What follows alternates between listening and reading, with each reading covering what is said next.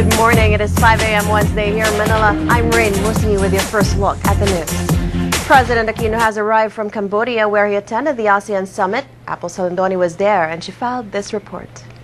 In his arrival speech, the president said he will continue to fight for the internationalization of the territorial dispute of nations in the West Philippine Sea, such as the ongoing tension between China and the Philippines. The president believes that the involvement of non-ASEAN countries like the United States will ensure that the sovereignty of our country will be preserved. For today, Wednesday, President Aquino is expected to continue interviewing for the Supreme Court justice position, the frontrunner of which is said to be government peace panel negotiator Marvic Leonen. A Filipino-American is among 4 men arrested in Southern California Monday for plotting to bomb military bases and government facilities in Afghanistan and for planning to engage in violent jihad. 23-year-old Ralph De Leon is being detained in Riverside along with 2 others over allegations they made plans to depart in mid-November to carry out plots in Afghanistan. Moving on, the death toll in the conflict between Israel and Gaza's Hamas rulers has reached more than 100.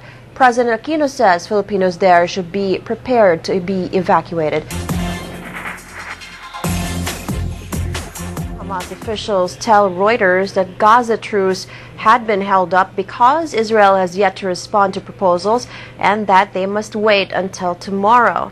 That's Wednesday. Earlier, Israeli President Shimon Peres denied a ceasefire had been reached. Israel had continued attacks on the Gaza border. World shares rebound Tuesday on news of a possible Egyptian-brokered ceasefire in the Gaza conflict.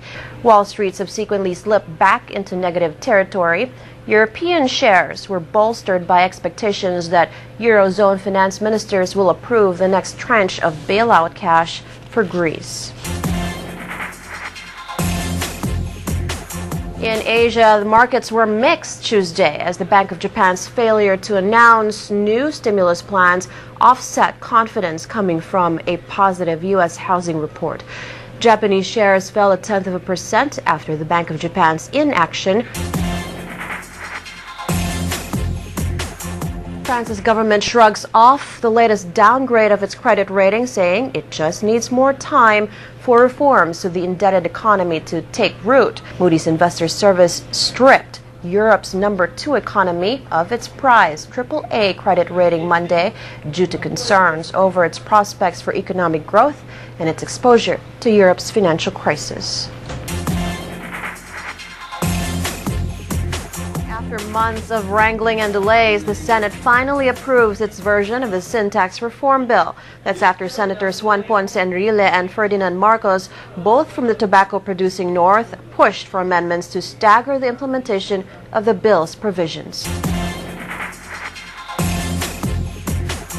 Senator Franklin Drilon says the bill is expected to raise almost 40 billion pesos in the first year and 64 billion by 2017.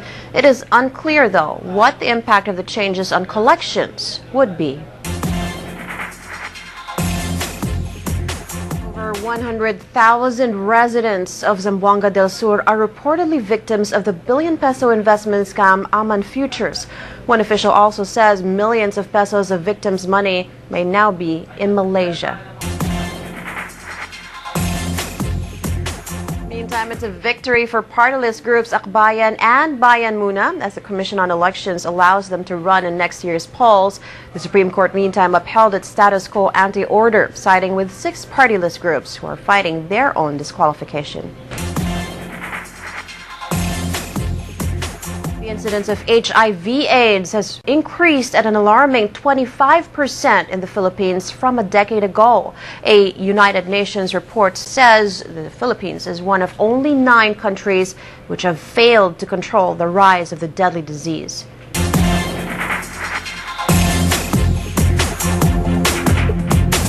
Good morning. It is 5 a.m. Wednesday here in Manila. I'm Raine Musngi with your first look at the news. President Aquino has arrived from Cambodia where he attended the ASEAN summit.